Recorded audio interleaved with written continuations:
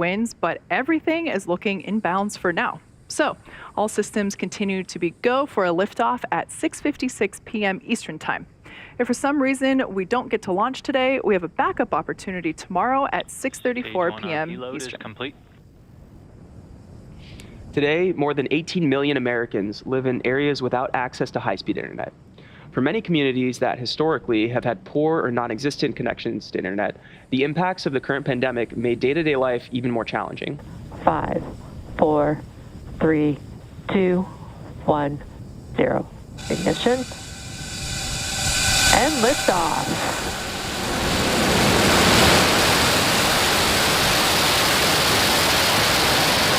Falcon 9 is pitching downrange.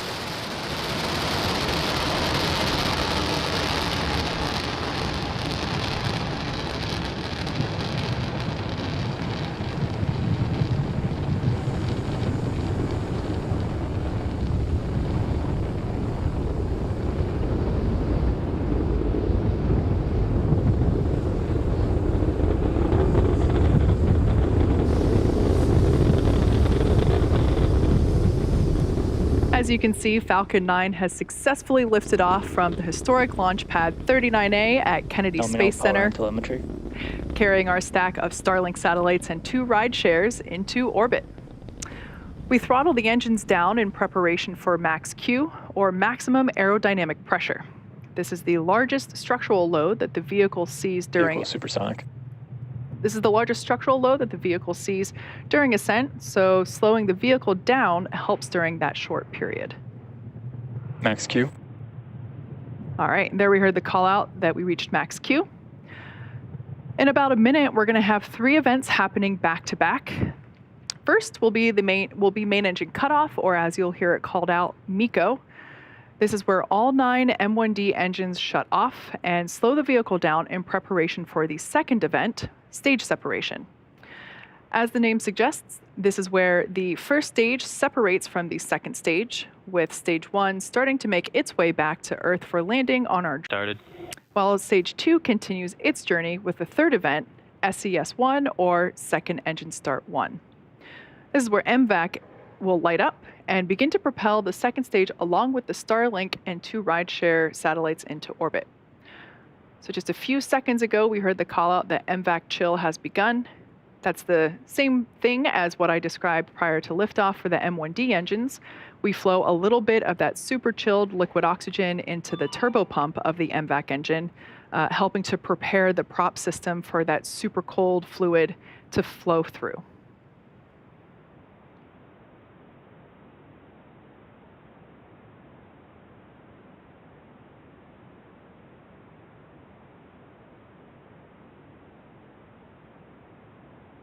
So there we can see that the engine... Stage separation confirmed.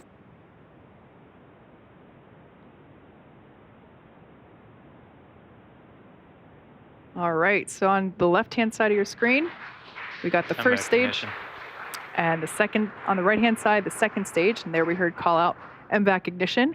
We can see that nozzle begin to develop a lovely orange glow as Earth rotates in the background.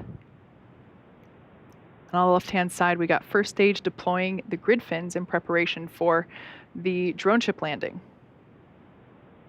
In just a few seconds, we're going to have fairing deploy.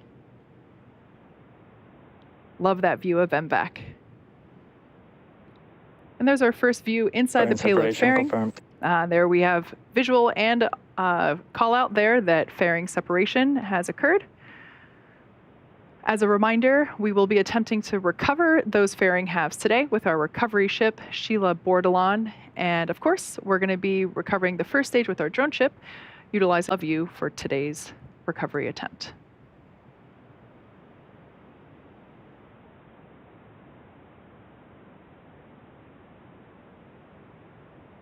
Acquisition of signal, Bermuda.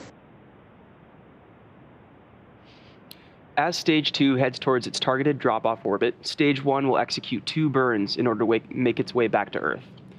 The first is the entry burn, where 3 of the Merlin 1D engines will reignite.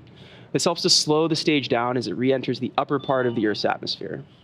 The second burn is the landing burn, and this is a single engine burn that brings the vehicle speed down rapidly in order to land on the drone ship. We do this at the last minute to conserve as much fuel as possible.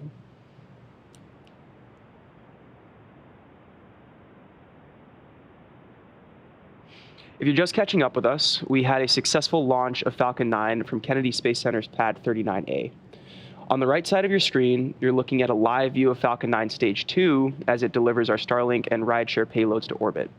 On the left, Stage 1 is cruising back to our drone ship, Of Course I Still Love You, in the Atlantic Ocean. Our Starlink satellites are in LEO, or low Earth orbit, at around 550 Both kilometers. vehicles are following nominal trajectories. Most satellites are around 36,000 kilometers in altitude at GEO or geostationary orbit. When the satellites are further from Earth, the round-trip data time between the user and the satellite, also known as latency, is much higher, resulting in poor performance for activities like video calls and online gaming.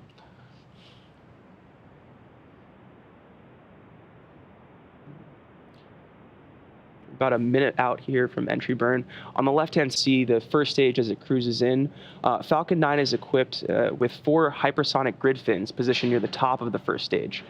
The stage uses nothing but the grid fins for steering as it makes its return to Earth. They orient the rocket during re-entry and guide the rocket during descent. Occasionally, you'll also see some white puffs. These are nitrogen gas bursts for attitude adjustment and control.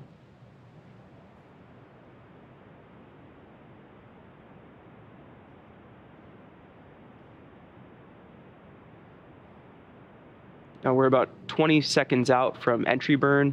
As a reminder, this is a 3-engine burn that is meant to slow the first stage as it hits the thicker parts of the Earth's atmosphere. Stage 1 FTS is saved. Stage 1 entry burn is started.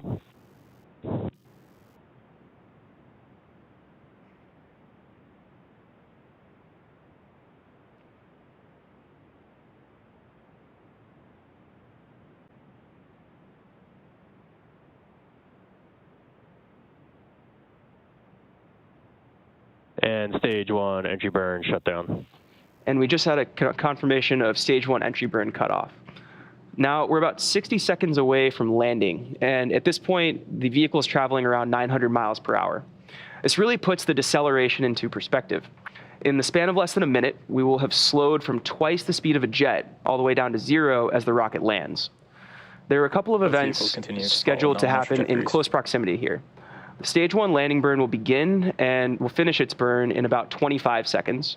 And then stage 2 up in space will stop firing about 15 seconds later, at which point we'll enter the first coast period. So prepare for that in about 45 seconds.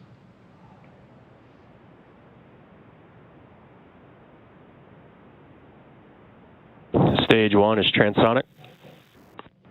Got a great view of both the first stage re-entering into the Atlantic and stage 2 as it continues on a nominal orbit.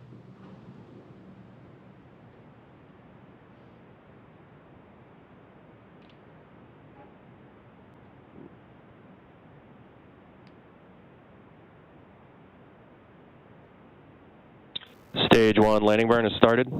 Got a start of stage 1. Turn As a on reminder, we may lose coverage of the vehicle as it attempts to land on the drone ship.